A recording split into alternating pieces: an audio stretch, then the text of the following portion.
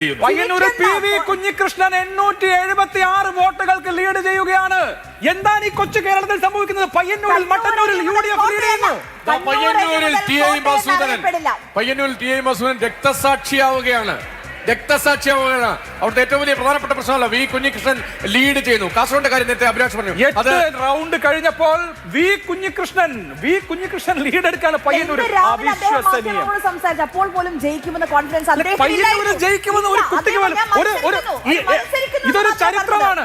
പയ്യന്നൂർ എന്ന മണ്ഡലം രൂപീകരിച്ചിട്ട് 1957 ആദ്യത്തെ തെരഞ്ഞെടുപ്പ് മുതൽ ഇങ്ങോട്ട് ഇന്നേ വരെ കമ്മ്യൂണിസ്റ്റ് പാർട്ടി തോൽക്കാത്ത മണ്ഡലമാണ് പയ്യന്നൂർ. ചരിത്രത്തിൽ ഇന്നേ വരെ ഒരൊറ്റ തവണ പോലും കമ്മ്യൂണിസ്റ്റ് പാർട്ടി തോൽക്കാത്ത മണ്ഡലത്തിൽ ഇത്തവണ അവർ പരാജയം മണക്കുകയാണ്. അവിശ്വസനീയം. ഇനി എണ്ണാനുള്ള 3 പഞ്ചായത്തുകളിൽ UDFന് മേൽക്കൈ ഉണ്ട് എന്നതുകൂടി കണക്കിലെടുത്താൽ തിരിച്ച് ഒരു റിക്കവറി TI മധുസൂദനന് സാധ്യമാകുമോ? അസാധ്യമെന്ന് തോന്നുന്നു. പിണറായി വിജയൻ റിക്കവർ ചെയ്യുമോ? അവസാനത്തെ 2 പഞ്ചായത്തുകളിൽ നിന്ന് ഒരു പക്ഷേ 3000-4000 വോട്ടിന് ജയിച്ചേക്കാം പിണറായി വിജയൻ. എങ്കിൽ പോലും ബാക്കി ഒരു പക്ഷേ പ്രതിപക്ഷ നേതാവ് ആര് എന്നുള്ളത് കഴിഞ്ഞ ദിവസം നമ്മൾ ചർച്ച ചെയ്തു.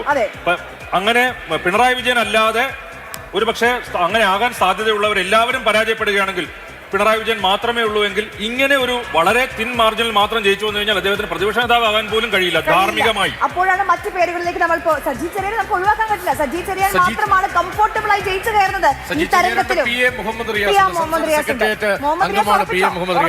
റിയാസിന്റെ പൊളിറ്റിക്സ് ഇവിടെ ഇപ്പോഴും സ്റ്റോപ്പ് ആയിട്ടില്ല. കാരണം റിയാസ് നല്ല മെച്ചപ്പെട്ട ഒരു പ്രകടനത്തിൽ തന്നെ ഇപ്പോഴും നിൽക്കുന്നുണ്ട്. കോഴിക്കോട്ടെ ആ ടാലി കാണുമ്പോൾ 6000-ന് മുകളിലെ വോട്ടിന്റെ ലീഡ് ഉണ്ട്. നേരത്തെ എത്തിയിട്ടില്ല. അവിടെ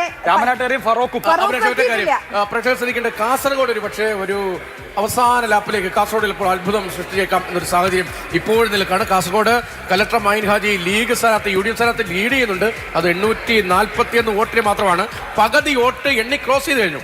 16 റൗണ്ട് ഉള്ളതിൽ 7 റൗണ്ട് എണ്ണി കഴിഞ്ഞു. അപ്പോൾ 1000 താഴെയാണ് 1226 വോട്ടുകൾക്ക്. അതായത് NDA 3 പാലക്കാട്, നേമം, ഇപ്പോൾ കാസർഗോഡ് 1226 വോട്ടുകൾക്ക്